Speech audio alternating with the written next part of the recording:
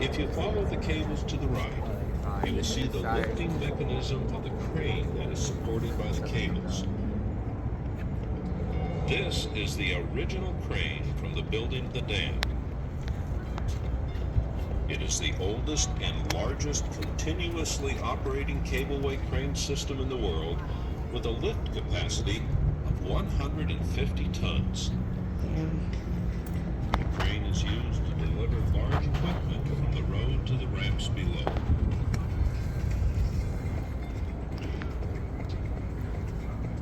Looking at these canyon walls, one can marvel at the tenacity, courage, and skill of the fearless men that perform some of the most dangerous undertakings on the Boulder Canyon project. These brave characters, called high scalers, swung from the top of the canyon walls by